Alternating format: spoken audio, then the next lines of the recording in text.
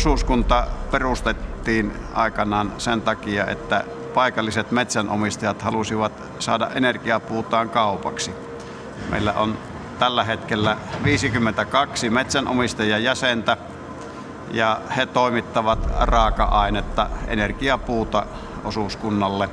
Tuotanto tapahtuu noin 35 kilometrin säteellä näistä hakelaitoksista, eli tämä on todella uusiutuvaa lähienergiaa kirjaimellisesti. Enon Energia on tämmöinen kokoava taho. Me ollaan järjestäjinä tavallaan niin, että urakoijat hakkaa, hakettaa, kuljettaa ja valvoo laitosten toiminnan. Se hyöty koostuu ensinnä sinne metsään parempana puustona. Sieltä on raivattu tämä energiapuu, josta tehdään sitä haketta. Ja sitten tämä, että se saadaan edullisemmin, saadaan työllistettyä. Me työllistämme tuommoisen 6-8 henkilötyövuotta tästä ympäristössä. Eli miksi käytämme kotimaista energiaa? Tässä me pyritämme noin 1 000 000 euron liikevaihdon tällä alueella ja kaikki eurot jäävät paikkakunnalle. Ennen vastaava summa käytettiin kevyen öljyyn ja kaikki rahat valuvat arabiseikeille. Ja ennen kaikkea toinen asia, että paikalliset ihmiset kokevat tämän tärkeäksi ja omaksi jutukseen, koska suuri osa raaka-aineistakin tulee lähialueelta. Ja sitten ilmaston puhdistaminen tuossa meidän pienillä asumalueilla. Me on korvattu 20 öljykattilaa meidän yhdellä hakekattilalla, että myös savuhaittojen väheneminen on tosi merkittävä. Rautavaaran lämpöosuuskunta perustettiin silloin 2009 asiakkaiden tarpeista. Toimitukset lämpöä tästä lähti vuoden 2010 helmikuussa.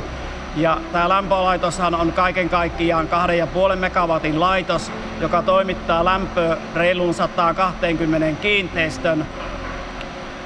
Osuuskunnan on perustanut 6 hallituksen jäsentä silloiset 2009 helmikuussa niin, että siellä on pienkiinteistöt, suurkiinteistöt, liikekiinteistöt ja teollisuuskiinteistöt, eli edustus kaikista näistä mahdollisista liittyvistä. Rautavaaralla kävi vähintään 2 rekkavaunua öljyä tuomassa Rautavaaran taajamaan kiinteistöihin, kaikki lämpisi öljyllä. Nyt tämä raha on saatu jäämään paikkakunnalle. Meillähän oli vuoteen 2013 lähes Suomen edullisin energia myytävänä tällä paikkakunnalla. Tärkein vaikutus on edullinen lämpö Rautavaaran taajamaan ja sitten paikkakunnalle töitä. Isoja vaikeuksiahan siinä ei ole ollut. Ja aktiivinen porukka kun toimii, niin pienet esteet ylitetään. Meidän poika Janne on mukana osuuskunnan toiminnassa, tekee traktorihommia, tyhjentää tuhkaa siellä ja luopii haketta ja tekee pientä remonttia siellä. No, tämä osuuskuntahan kun aloitettiin, kuntalaisten epäily oli aika suurta. Ja vastustus oli kova. Ja vastustus oli kova siinä ja ehkä meihin ei uskottu, että me onnistutaan tässä. Mutta nyt suhtautuminen on muuttunut ja se on muuttunut hyvään suuntaan. Lämpöosuuskunta sponsoroipi paikkakunnan tapahtumia, esimerkiksi Raikun järjestämiä hiihtokisoja ja mitä muuta yhteistä tapahtumaa, niin lämpöosuuskunta on kyllä mielellään mukana niissä. Lämpöosuuskunnalla toimiessani innostun tästä kaukolämmityksestä ja sen innostamalla innostuttiin rakentamaan tähän maatilalle myös lämpökeskus. Kotimaisen energian käyttö lisää Suomen metsien käyttö. No, Suomen teollisuus käyttää suomalaista puuta noin 50 miljoonaa kuutioa vuodessa. Se on noin 1 miljoona kuutioa viikossa. Ja on tutkittu, että Suomen metsät kasvaa liki 100 miljoonaa kuutioa vuodessa. Eli me voitaisiin lisätä Suomen metsien käyttöä ainakin se 1/3. 75 miljoonaan kuutioon vuodessa. Ja se lisäisi työtä täällä ja se olisi mahdollista. tulevaisuus ei tule odottamalla. Meidän on rakennettava se tulevaisuus itse.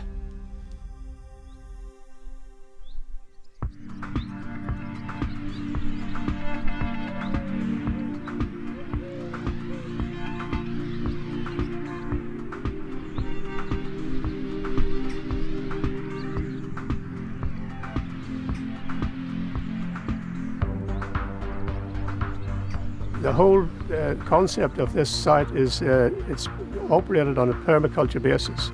We don't use any chemicals on the site itself. The crops on the raised beds are grown in rotation over a 5-year cycle. So the goodness is put back into the soil naturally for the next season's produce.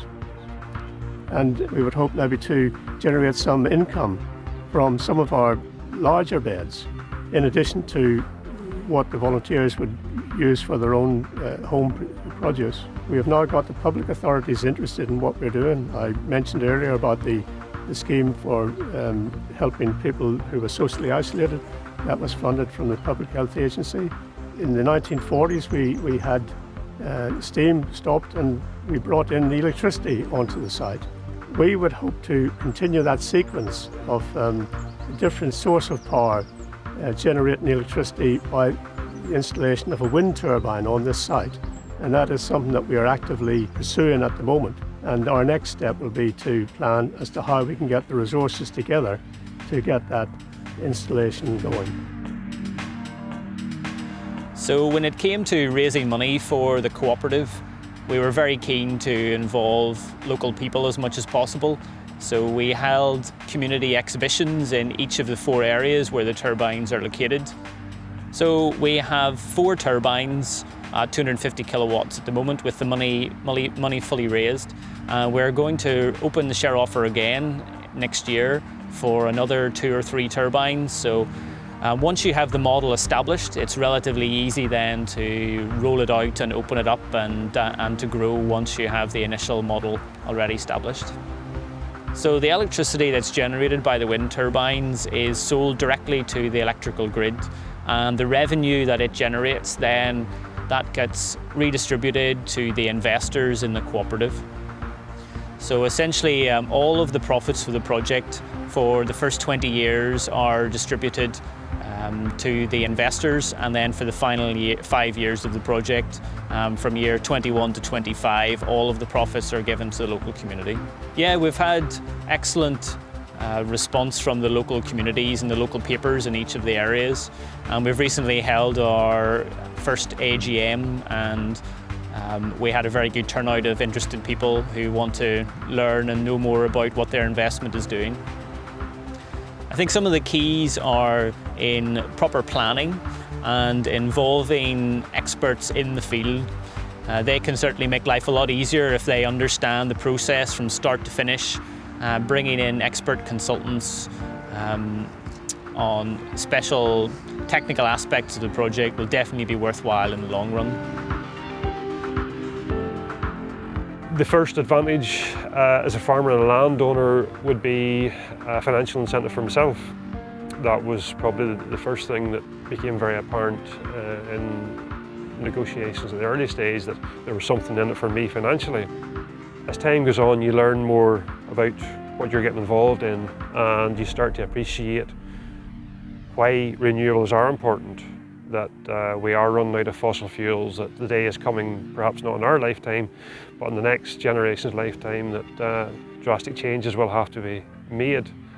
The thing has been very well received. People are quite happy to talk to you about it, ask you questions, and quite a few have said that they're glad to see something like this being done because they think this is part of the future. It's very encouraging, the feedback that I've got from it.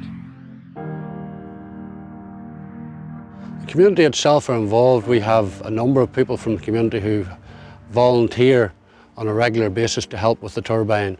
It's mainly to do with clearing away of leaves and debris from the intake to the turbine.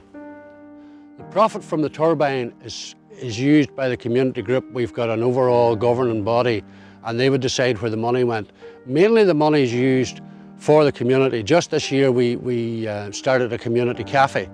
Now that community cafe It's not that it will never make money, but we don't expect it to make a lot of money. We're a small village of 800 people, and it was more, the coffee shop was more a project to get the people out of their houses, somewhere for the people to meet, and it's more from a community point of view rather than as an actual business. Well, without the project of the turbine, without it running for the past 10, 11 years, Upperlands Community Group would not exist. If the community group didn't exist, there would be no hall, there'd be no workspace units, there'd be no cafe. The heart of the village would be gone. To all intents and purposes, there'd be no village. There's very little maintenance.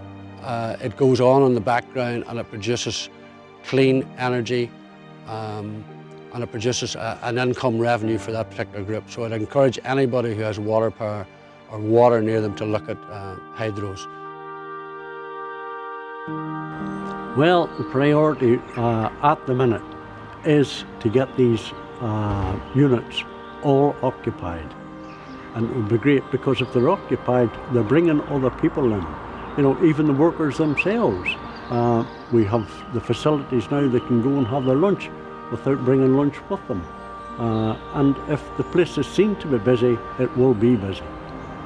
Well, that's the other good thing about our group. We have a group that works very, very well together. We've been together for a good number of years, which again, I can say that is not run-of-the-mill stuff. It is quite unique that we have stuck together and we make a decision collectively.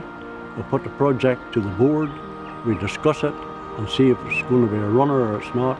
And it's very democratic, majority vote, and that's the way we go. I was away of this community for about 40 years, and I come back about 10, 15 years ago, and I got involved again because my heart and soul is in the community, and I would dearly like to see the people of this village getting the old spirit back that they had before, where they did things collectively. You know, they got together and they worked as a unit.